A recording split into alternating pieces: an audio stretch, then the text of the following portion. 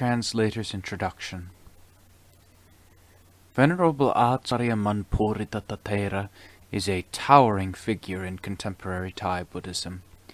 He was widely revered and respected during his lifetime for the extraordinary courage and determination he displayed in practicing the ascetic way of life, and for his uncompromising strictness in teaching his many disciples. During the 50 years since his death, he has assumed an exalted status in Buddhist circles, and thus remains an overshadowing presence whose life and teachings have become synonymous with the Buddha's noble quest for self-transformation. Although Ācariya Mun left no written record of his own, this biography, compiled by one of his close disciples some 20 years after his death, is largely responsible for introducing his life, his achievements, and his teachings to a broad section of Buddhist society. Through the widespread popularity of this book, many Thai Buddhists have been given fresh hope that the spiritual liberation which the Buddha proclaimed to the world over 2,500 years ago, and which has been attained by so many aspirants over the succeeding centuries, is still accessible in today's modern age. Many Thais have expressed the view that they had lost confidence that Magga, Phala, and Nibbana were still relevant today, but by reading Ācariya Mun's biography, they realized that accounts of these exalted attainments are not mere fragments of ancient history, dead and dry, but a living, luminous legacy of self-transcendence, accessible to any individual who is willing and able to put forth the effort needed to achieve them. They have come to understand that Buddhist monks, with their distinctive robes and monastic vocation, are not merely clerical figures representing the Buddha, Dhamma, and Sangha. Some of them are indeed living proof of the truth presented in the Buddha's teaching. The noble aim of spiritual liberation must be accomplished by the appropriate means, the middle way, as taught by the Lord Buddha. Although the Buddha forbade the use of self-mortification as a means to gain enlightenment, he nevertheless authorized and encouraged those specialized ascetic practices, known as dhutangas, that harmonize effectively with this noble effort. The true middle way is not the smooth path of least resistance negotiated with easy compromises and happy mediums, but rather it is that path of practice which most effectively counters the mental defilements that impede progress by resisting the aspirant every step of the way. The spiritual path is often arduous, being full of hardship and discomfort, while the inner forces opposed to success are formidable and even intimidating. Thus, the work of the spiritual warrior requires potent countermeasures to subvert the inertial powers of laziness, craving, pride, and self-importance. So the Buddha encouraged monks who were truly keen on extricating their hearts from the subtlest manifestations of these insidious defilements to practice the dhutangas. Such ascetic observances are specifically designed to promote simplicity, humility, self-restraint, vigilance, and introspection in a monk's everyday life, and the Buddha was known to praise those monks who undertook their practice. For this reason, the lifestyle of a Buddhist monk is founded on the ideal of life as a homeless wanderer, who, having renounced the world and gone forth from the household, dresses in robes made from discarded cloth, depends on alms for a living, and takes the forest as his dwelling place. This ideal of the wandering forest monk intent on the Buddha's traditional spiritual quest is epitomized by the Dhutanga Gammartana way of life. Like Dhutanga, Gammartana is a term designating a specific orientation shared by Buddhist monks who are dedicated to maintaining an austere meditative lifestyle. Gammartana, literally the basis of work, denotes an approach to meditation practice that is directed toward uprooting every aspect of greed, hatred, and delusion from the heart, and thus demolishing all bridges linking the mind to the cycle of repeated birth and death. Gammartana, with its emphasis on meditative development, and Dhutanga, with its emphasis on the ascetic way of life conducive to intensive meditation, complement each other perfectly in the noble effort to transcend the cycle of rebirth. They, along with the code of monastic discipline, are the cornerstones on which the edifice of a monk's practice is erected. Both the letter and the spirit of this ascetic life of meditation can be found embodied in the life and teaching of Ācariya Mun. From the day he first ordained until the day he passed away, his entire way of life, and the example he set for his disciples, were modeled on the principles incorporated in these practices. He He is credited with reviving, revitalizing, and eventually popularizing the Dhutanga Kammatthana tradition in Thailand. Through his lifelong efforts, Dhutanga monks, or Kammatthana monks, the two are used interchangeably, and the mode of practice they espouse became, and still remain, a prominent feature of the Buddhist landscape there. Ācariya was especially gifted as a motivator and teacher. Many of the monks who trained directly under his tutelage have distinguished themselves by their spiritual achievements, becoming well-known teachers in their own right. They have passed on his distinctive teaching methods to their disciples in a spiritual lineage that extends to the present day. As a result, the Dhutanga Kammatthana mode of practice gradually spread throughout the country, along with Ācariya exalted reputation. This nationwide acclaim began to escalate during the last years of his life, and continued to grow after his death until he came to be considered a national saint by almost unanimous consent. In recent decades he has gained recognition beyond the confines of his native land as one of the 20th century's truly great religious figures. Ācariya life epitomized the Buddhist ideal of the wandering monk, intent on renunciation and solitude, walking alone through forests and mountains, in search of secluded places that offer body and mind a calm, quiet environment in which to practice meditation for the purpose of transcending all suffering. His was a life lived entirely out of doors, at the mercy of the elements and the vagaries of weather.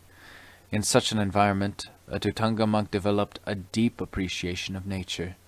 His daily life was full of forests and mountains, rivers and streams, caves, overhanging cliffs, wild creatures large and small.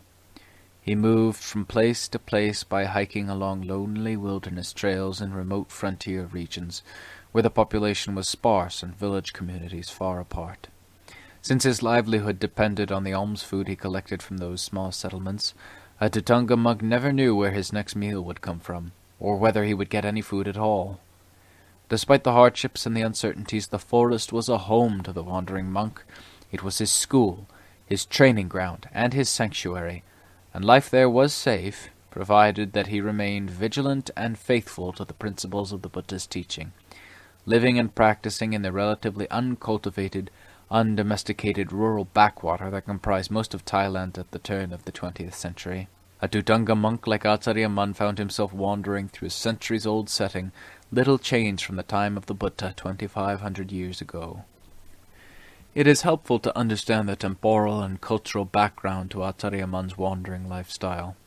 Thailand in the late 19th and early 20th centuries was a loose confederation of principalities that were largely inaccessible to the central authority because most of the land was densely forested, and paved roads were almost non-existent. During that period, 80% of Thailand's landmass was blanketed with pristine forests of mostly deciduous hardwoods and thick subtropical undergrowth. The lives of people in the hinterland areas were sustained by subsistence farming and the hunting of wild animals. Teeming with tigers and elephants, the vast forests were seen as being dangerous and frightening places, so the inhabitants banded together in village communities for the safety and companionship they provided. In the more remote frontier regions, such settlements were often a day's walk from one another, following trails that made their way through uninterrupted woodland. Forests and the rhythms of nature were defining features of the folklore and culture of those hardy people. To the villagers living together in isolated communities, the vast tracts of wilderness were forbidding, inhospitable territory, where wild animals roamed freely, and malevolent spirits were said to hold sway. The huge Bengal tigers indigenous to that part of the world were especially fearsome. Such creatures ruled not only the forests, but the fears and fantasies of local people and monks alike. Popular fear of those impenetrable forest areas turned them into places of isolation and solitude where no one dared to venture alone. It was in this remote wilderness environment that Ācariya and his Dhutanga monks lived and wandered, practicing the ascetic way of life. Their meditation practice and the mental fortitude it instilled in them were their only defense against the hardships and potential dangers they faced every day. Forests and mountains were proven training grounds for such monks, who saw themselves as spiritual warriors battling their own mental defilements for the sake of ultimate victory. The story of Ācariya life is a vivid portrait of a consummate spiritual warrior, unrivaled in modern times, who practiced the Buddha's path to freedom with such perfection that he left those who knew and revered him in no doubt that he truly was a noble disciple. A beautiful story from beginning to end, his life is reminiscent of those famed accounts of the Buddha's great disciples chronicled in the ancient texts. Like theirs, his life shows us that the spiritual ideals taught by the Buddha are achieved by real human beings, struggling against the same fundamental hindrances that we find within ourselves. Thus we are made to feel that the Buddha's ancient path to spiritual liberation is as wholly relevant today as it was 2,500 years ago. To this end, this biography of Ācariya Mun is less concerned with a precise account of events as they unfolded in Ācariya Mun's life and career than it is with providing a source of inspiration and edification for those devoted to Buddhist ideals. The author's perspective is that of an affirmative witness and advocate, rather than an impartial observer chronicling events. Being a spiritual biography, it is intended to give us an insight into a model spiritual life. As such, this book should be viewed above all as an exercise in contemplation. One aspect of Ācariya Mun's teaching career deserves special mention, as it surfaces time and again in the course of his biography. Ācariya Mun possessed a unique ability to communicate directly with non-human beings from many different realms of existence. He was continually in contact with beings in the higher and lower celestial realms, spirits of the terrestrial realms, nagas, yaksas, ghosts of many sorts, and even the denizens of the hell realms, all of whom are invisible to the human eye and inaudible to the human ear, but clearly known by the inner psychic faculties of divine sight and divine hearing. The comprehensive worldview underlying Buddhist cosmology differs significantly from the view of the gross physical universe presented to us by contemporary science. In the traditional Buddhist worldview, the universe is inhabited not only by the gross physical beings that comprise the human and animal worlds, but also by various classes of non-physical divine beings called devas that exist in a hierarchy of increasing subtlety and refinement, and by numerous classes of lower beings living in the subhuman realms of existence. Only the human and animal worlds are discernible to normal human sense faculties. The others dwell in a spiritual dimension that exists outside the range of human concepts of space and time, and therefore beyond the sphere of the material universe as we perceive it. It was Ācariya Mun's remarkable, inherent capacity for communicating with many classes of living beings that made him a teacher of truly universal significance. Knowing that living beings throughout the sentient universe share a common heritage of repeated existence and a common desire to avoid suffering and gain happiness, a great teacher realizes their common need to understand the way of Dhamma in order to fulfill their spiritual potential and attain enduring happiness. Having the eye of wisdom, he made no fundamental distinction between the hearts of people and the hearts of devas, but tailored his teaching to fit their specific circumstances and levels of understanding. Although the message was essentially the same, the medium of communication was different. He communicated with human beings through the medium of verbal expression, while he used non-verbal, telepathic communication with all classes of non-human beings. To appreciate Ācariya Mun's extraordinary abilities, we must be prepared to accept that the world we perceive through our senses constitutes only a small portion of experiential reality, that there exists this spiritual universe of devas and brahmas which is beyond the range of our limited sense faculties. For in truth, the universe of the wise is much more vast than the one perceived by the average person. The wise can know and understand dimensions of reality that others do not even suspect exist, and their knowledge of the principles underlying all existence gives them an insight into the phenomenal world that defies conventional limits.